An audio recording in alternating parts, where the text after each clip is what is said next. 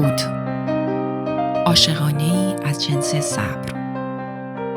نویسنده و راوی حمیده رنجبر. قسمت دوم. کمی قبل از نوروز سال 1314 دختر خاله مادرم زهرا را برای پسرش از پدرم خواستگاری کرد. آشنایی کافی از خانواده داماد منجر به موافقت زود هنگام پدرم شد. از این رو خانواده پسر بعد از کسب جواب مثبت ما جهت آوردن پیشکش و رسمی کردن نامزدی از پدرم اجازه خواستند. داماد جهانگیر نام داشت و جوان آرام و محجوبی به نظر می رسید. قبلاً 1-2 مرتبه در سالهای پیش او را در مراسم مختلف فامیلی دیده بودیم و معاشرت هر چند سال یک باری با آنها داشتیم که آن هم به دیدار در جشن و ولیمه های اقوام مشترک خلاصه می شد و آنها تا پیش از برنامه نامزدی زهرا رفت و آمدی به خانه ما نداشتند. با توجه به صحبت‌های مقدماتی و توافقات از قبل صورت گرفته مقرر شد که نوروز سال 1314 با دریافت پیشکش و انگشتر از طرف خانواده داماد نامزدی زهرا و جهانگیر رسمی شود و بهار سال بعد هم جشن عروسی برگزار گردد. قضیه نامزدی خواهرم سخت مرا غافلگیر کرد. حس مبهمی از غم آمیخته با شادی فکر و ذهنم را پر کرده بود. اصلا نمیدانستم باید از ازدواج خواهرم که سالها برایم مادری کرده بود خوشحال باشم یا ناراحت. او هم مثل تمام دختران همسن و سالش باید سر زندگی خودش میرفت، اما تکلیف من در این میان چه میشد؟ صادقانه بگویم که از عروس شدن خواهرم شاد بودم، اما در عین حال به هیچ وجه طاقت دوری از او را نداشتم. زهرا بعد از ازدواج باید به خرم‌آباد میرفت تا با خانواده شوهرش زندگی کند. حتی فکر کردن به این موضوع مرا دلتنگ و غمگین می‌کرد. واقعیت این بود که من بعد از ازدواج زهرا بسیار تنها می شدم و سال جدید آخرین سالی به حساب می آمد که ما در کنار هم درست مثل سالهای گذشته در یک خانه و زیر یک سقف زندگی می کردیم. بدون اینکه بخواهم ذهنم هر روز و هر لحظه درگیر این موضوع بود. با وجود حال و هوای غریبی که داشتم حس می کردم زهرا هم کم حرفتر از قبل شده و انگار خودش را مشغول کارهای مختلف نشان می داد تا مورد سؤال اطرافیان مخصوصاً پروین خانم قرار نگیرد. اصلا نمی توانستم حدس بزنم که در دل خواهرم چه می گذرد و چه حالی دارد. بالاخره یک روز بر کنجکاویم غلبه کردم و از او پرسیدم که آیا خوشحال است که سال آینده عروس می شود و خانه و زندگی خودش را خواهد داشت؟ زهرا مکسی کرد و با لبخند سردی گفت: شماها چه می شوید؟ نگرانم که بعد از رفتن من تو به تنهایی باید در خانه بمانی و کارها را انجام دهی. از طرفی من هرگز دور از خانه و خانواده نبودم. حالا چطور یک بار سفر ببندم و به شهر دیگری بروم؟ از شنیدن نگرانیش برای اوضاع خانه و به خصوص خودم حسابی احساساتی شدم. بغضم را قورت دادم و بی توجه به حال پریشانم گفتم: خواهر جان، یک بار سفر نمیبندی؟ 1 سال وقت داریم که در کنار هم باشیم. فراموش نکن که تو همه کارها را به من یاد داده ای. پس جای هیچ گونه نگرانی نیست.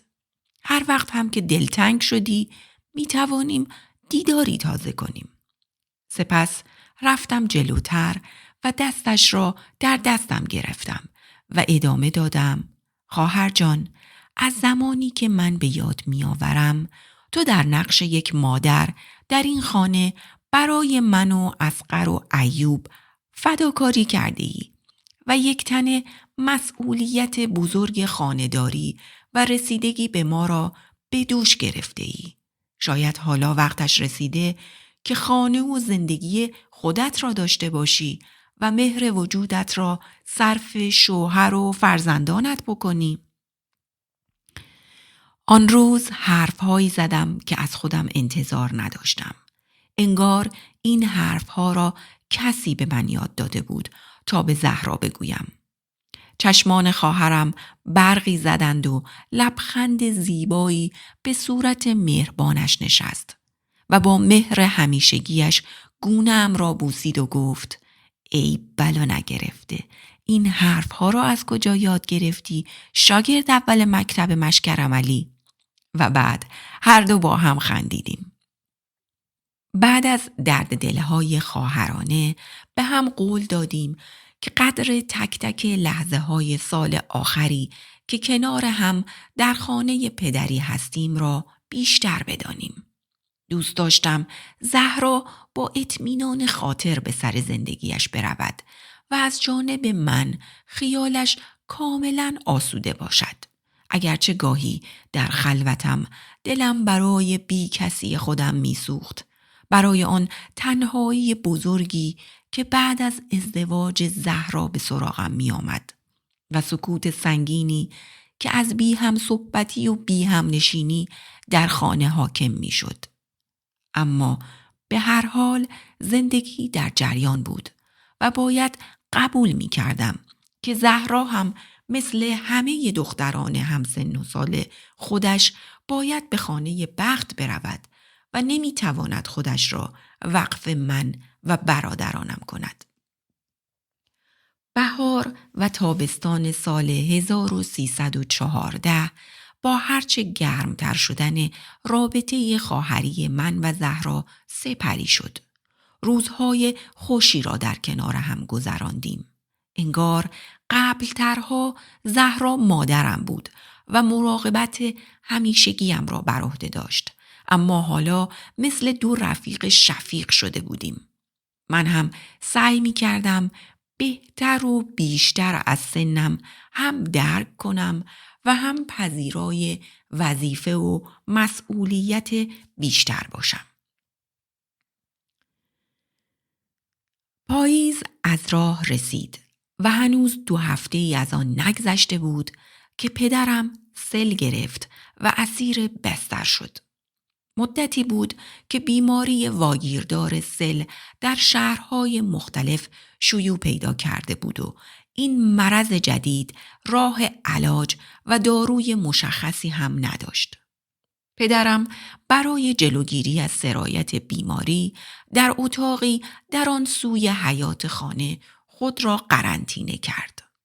در حالی که صدای سرفه های بی امانش سر تا سر شب از آن طرف حیاط شنیده می شد.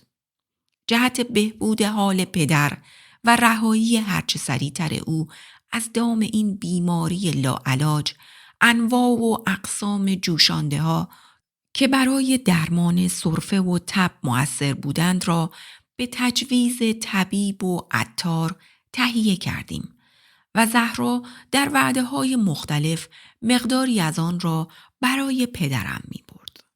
اما متاسفانه هیچ کدام از آنها افاقه‌ای نداشتند و حال پدرم روز به روز وخیمتر و سرفه‌هایش شدیدتر می شدند.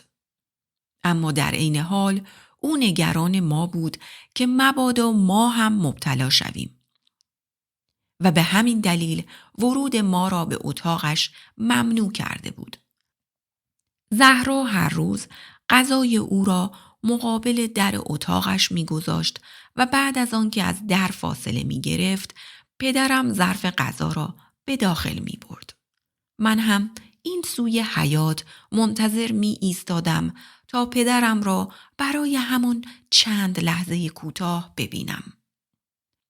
بیشتر از 1 هفته از بیماری پدرم می گذشت و ناگفته پیدا بود که حال پدرم بهبود نیافته و حتی یک روز به حالت 4 دست و پا به سمت در آمد و به سختی سینی غذا را به داخل کشید.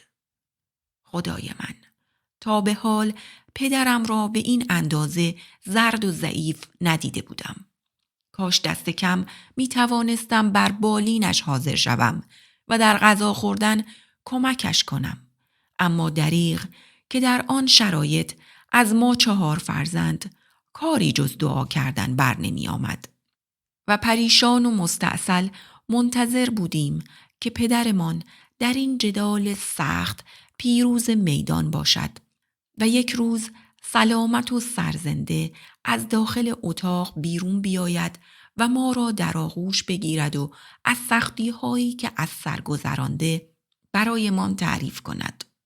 اما صد حیف و افسوس که پاییز آن سال پاییز آخر پدرم شد و او در آغوش تنهایی در اتاقی دور از بقیه برای همیشه چراغ عمرش خاموش شد. پدر عزیزم بدون اینکه جمله‌ای از کوه حرف‌های نگفته‌اش را با ما بگوید و یا اینکه در لحظات آخر دست فرزندانش را در دست بگیرد تا حداقل وصیتی داشته باشد، ما را تنها گذاشت و غریبانه پر کشید.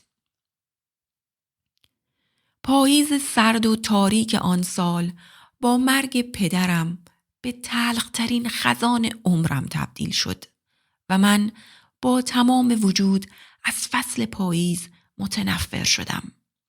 انگار پیمانه عمر پدرم را این مرض لاعلاج به چشم برهم زدنی سر کشید و او را قبل از اینکه به 40 سالگی برسد ناجوان مردانه از ما گرفت. پدرم خیلی ناغافل ما را ترک کرد. در آن روزهای شوم همهگیری سل شوکه و دلشکسته او را به خاک سپردیم و مراسم خاصی هم برای او برگزار نکردیم. چون خطر ابتلا به سل مردم را ترسانده و حتی خیلی ها گمان می کردند ممکن است ما هم مبتلا باشیم و به نوعی از ما دوری می کردند.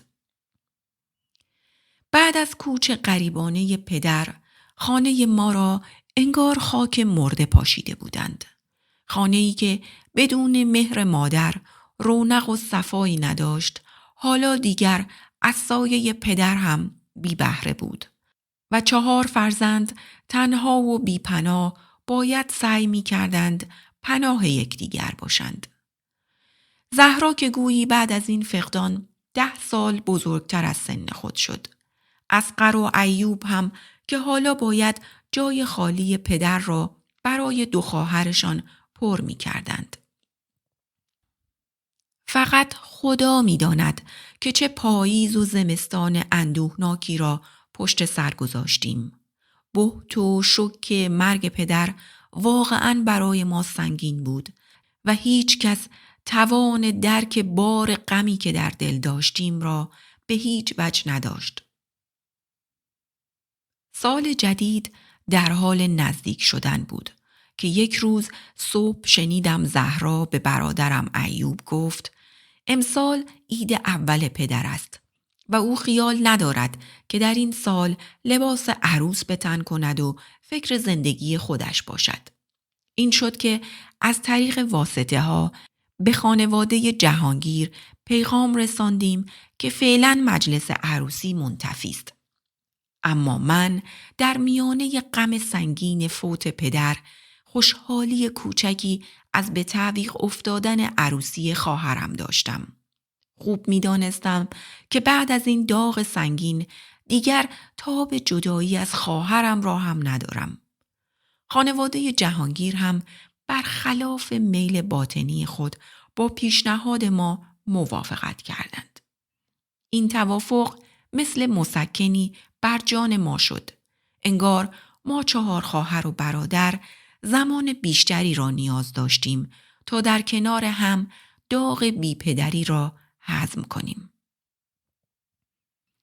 نوروز سال 1315 که از راه رسید، به رسم هر سال که همراه پدرم صبح روز اول فروردین را با گلدان بنفشه و خیرات به آرامگاه مادرم می رفتیم، هر 4 فرزند برای دیدار پدر و مادرمان راهی قبرستان شدیم و رسم هر سال پدرم را دل شکسته و داغدار برای خودش هم به جا آوردیم.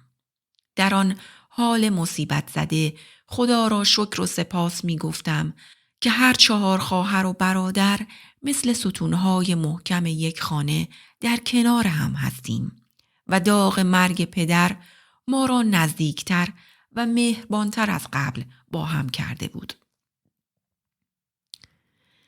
اولین نوروز بدون پدر گذشت. البته همسایه ها و چند تن از اقوام احوال پرس ما بودند، اما در نهایت غم هر کس برای خودش است. این خود ما بودیم که باید محکمتر از قبل برای فردای زندگیمان فکر و برنامه ریزی می کردیم. من 10 سالم تمام شده بود و جدیتر از قبل در کنار زهرا با سوزندوزی و خیاطی اوقات می گذراندم.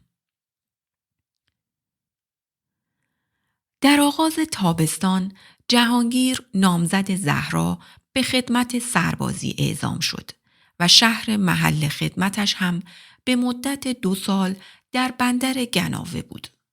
این خبر قند در دل من و زهرا آب کرد. حالا زهرا 2 سال دیگر هم در کنار ما خواهد بود و مقرر شد بعد از پایان دوره سربازی جشن عروسی برگزار شود. حس می کردم این گونه خیلی بهتر شد. چرا باید زهرا به خرم‌آباد می رفت و مدت کوتاهی بعد از ازدواجش همسرش برای گذراندن دوره سربازی او را تنها بگذارد و خواهرم بی کس و دور از خانواده کنار فامیل شوهر روزها را در غربت سپری کند تا این 2 سال به سر آید. در واقع ضایعه مرگ پدرم بهانه خوبی شد که زهرا ازدواجش را به بعد از خدمت سربازی جهانگیر موکول کند. در آن روزهای سخت بیپدری تصور این که همزمان زهرا هم قرار است به شهر دیگری برود دیوانه ام می کرد. اما 100 شکر که در هر شری خیری نهفته است. 2 سال زمانی کافی بود که زهرا جهیزیه خودش را در کمال آرامش آماده کند. اگرچه جهیزیه شامل مختصر وسایلی برای شروع یک زندگی مشترک بود، اما سلیقه و ذوق به کار رفته در آن حرف اول را میزد که در این مورد زهرا بسیار ماهر و خوش ذوق عمل کرد و سوزندوزی رخت خواب عروس و سایر موارد مثل ملزومات آشپزخانه را به زیباترین شکل ممکن انجام داده بود. من هم اغلب اوقات همراه و کمک حال او بودم. البته نکات مفید پروین خانم هم در تهیه اقلام مورد نیاز بسیار مؤثر بودند. او معمولاً سعی می کرد هر روز به ما سر بزند و مثل یک مادر مهربان در این امر مهم همراهمان باشد. خوب می دانستم که بعد از ازدواج زهرا پروین خانم اولین مونس روزهای تنهاییم خواهد بود. از طرف دیگر همنشینی با او برایم بسیار لذت بخش بود، چرا که او همواره از احوال تمام اهل محله خبر داشت و با داستانهای جالب و شنیدنی از افراد مختلف همیشه حال و هوایمان را عوض می کرد. ناگفته نماند که او و همسرش در امور خیر و معرفی خانواده هایی که دختر یا پسر دم بخت داشتند زبان زد بودند. در این میان من هم از گوش دادن به داستانهای نامزدی و ازدواجی که مسبب بسیاری از آنها پروین خانم بود لذت زیادی می بردم. همزمان با زندگی آرام ما در خانه، اوضاع اجتماعی و سیاسی کشور دچار تغییرات عمده‌ای شده و فضای متشنجی به موجب اجرای قانون جدید کشف حجاب در شهر حاکم بود. این قانون که از پایتخت شروع و با کمی تأخیر در شهرهای دیگر هم در حال اجرایی شدن بود، سبب ناآرامی کوچه و بازار و خانه نشین شدن بسیاری از زنان شده بود. بدون شک ما عجیبترین دوره تاریخی را از سر می گذراندیم و قوانین عمده و بزرگی که در شکل لباس پوشیدن مردم وضع شده بود، هضم و پذیرشش به هیچ وجه آسان نبود. لباسی که زنان تا قبل از قانون جدید با آن در جامعه تردد می کردند، شامل چادر سیاه و روبنده‌ای سپید بر صورت بود. جالب این که تا پیش از این قانون واژه بی‌حیا به زنی اطلاق می شد که روبنده‌اش را بالا بزند و در حالی که چهرهش را برای نامحرمان عیان کرده در کوچه و بازار قدم بزند. اما حالا به موجب قانون جدید زنان با حیا و مقید مجرم شمرده می شدند و از دست ماموران دولتی در امان نبودند. آن روزها در تمام محافل زنانه صحبت بر سر این موضوع بود که چگونه می شود بعد از سالها چادر به سر کردن و روبنده به صورت داشتن، حالا با کت و دامن و کلاه فرنگی قدم به کوچه و بازار گذاشت. اما قوانین جدید پوشش فقط مختص لباس بانوان نبود و حتی نوع پوشش مردان هم به تبعیت از لباسهای فرنگی و بخشنامه‌های صادره تغییر کرد. اگرچه در ابتدا مقاومت‌هایی از سوی مردم صورت می گرفت، اما قانون کشور به مدد ضرب و زور مأموران در مسیر اجرایی شدن بود. در آن روزهای پرآشوب پسر جوانی در محله ما زندگی می کرد که از اولین افرادی به شمار می آمد که با کت و شلوار و کلاه شاپو و ساعت زنجیردار جیبی و کفش چرمی اروپایی در محله رفت و آمد می کرد. از حق نگذریم، او از مردان خوشپوش زمان خودش بود و با قد بلند و هیکل چهارشانه با چشمان میشی کاملا خاص و متفاوت از سایر مردان و همسالان خود جلوه می کرد. یک روز پروین خانم برای من و زهرا تعریف کرد که نام آن جوان خوشلباس محله مراد است و خانواده‌اش در جستجوی دختری مناسب برای او هستند. اصلا نمیدانم چرا از آن روز نسبت به موضوع ازدواج مراد کنجکاو شدم، اما چیزی نگفتم و خودم را شنونده‌ای بی تفاوت نشان دادم، در حالی که بعدم نمی آمد که هر از گاهی از پروین خانم خبری یا حرفی راجع به او بشنوم.